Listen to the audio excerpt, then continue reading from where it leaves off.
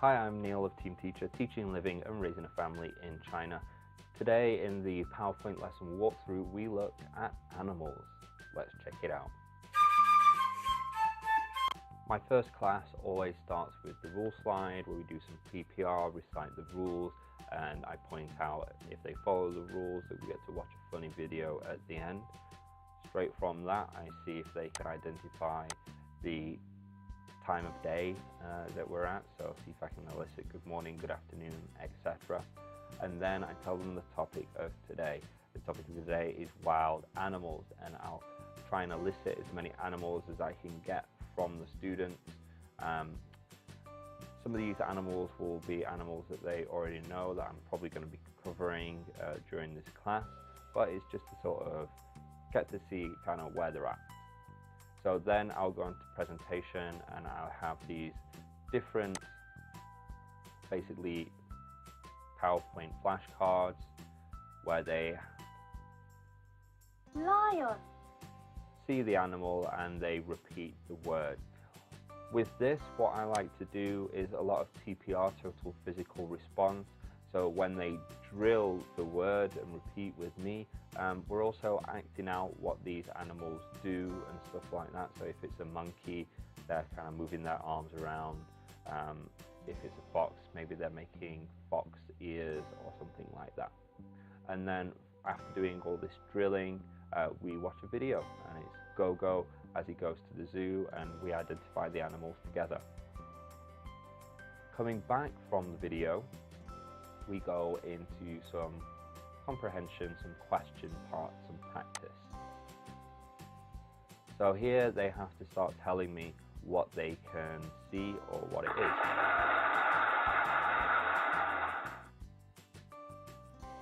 As they're all in shadow, they have to just kind of identify from the shadow.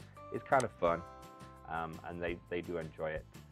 I do like to start enjoying these vocabularies and using these vocabulary within the be structure, but sometimes I'll change it up and use it within a can structure. So instead of what is it, it can be what can you see, and I'll change the PowerPoint depending on what structure they're sort of learning at the school.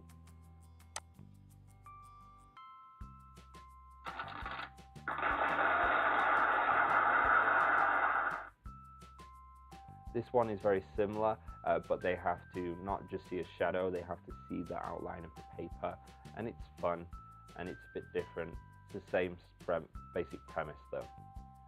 And this one here is they have to identify and give me a full sentence, yes or no, what is it? And I use a lot of photos and images of the animals doing really crazy funny stuff, so it really draws their attention and brings them in.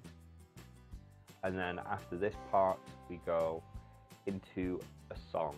So we have a song about the zoo.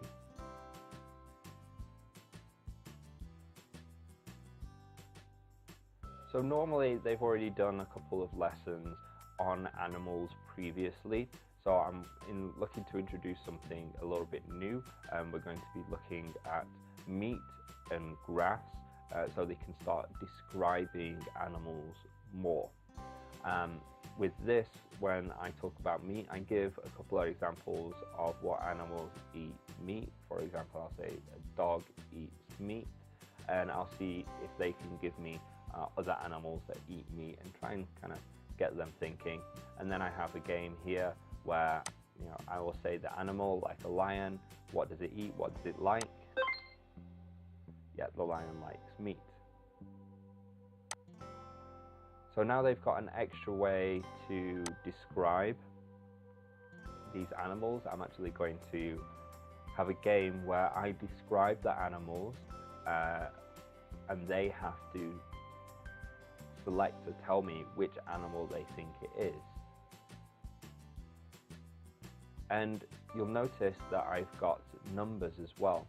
So a lot of the students, some are learning faster than others. Maybe they can comprehend what I'm saying and what animal it is, but they're having a difficulty with pronunciation.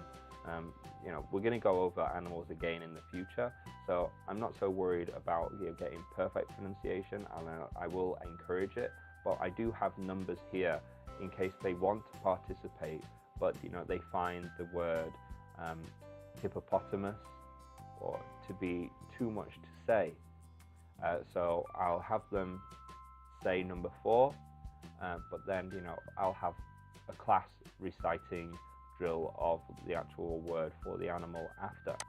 So after that description game, there's a quick game where I have a bunch of animated GIFs of different animals in the forest, and they have to tell me what animal that they can see. And here is always one that's a good favorite.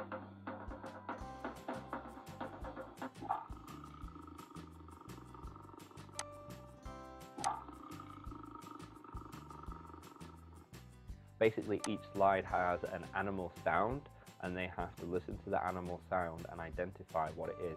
It's a different variation on the previous questions I had, where it's like shadows or different paper, but it's just identifying and getting them to say the vocabulary.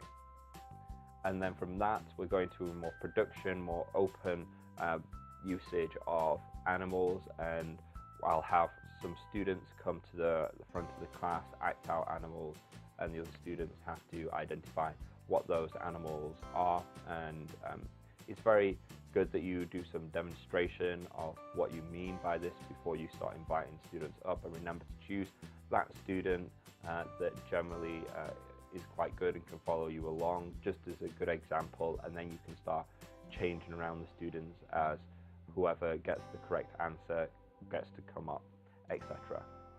Now, normally I will maybe stop this class here. It's kind of like a checkpoint. If the class is running long, I'll stop here, but if it's running a bit short and I've got some extra time, I might go into the next couple of slides. So this one is just like a memory sort of game. There's 7 animals in the zoo, but each slide, where did the rabbit go? One of the animals disappears, and they have to identify the animals that disappear. And the last slide that I leave with is an animal guess game. So this one is like the description game, except the student describes the animal without a picture or without acting the animal out. They solely describe with their words what the animal is, and then the other students have to guess on the animal, and we keep rotating and changing on whoever wins. It's important that you do a lot of examples before you turn this over to the class, because it's not something they're probably quite used to, but it's a great activity if you can get it going well.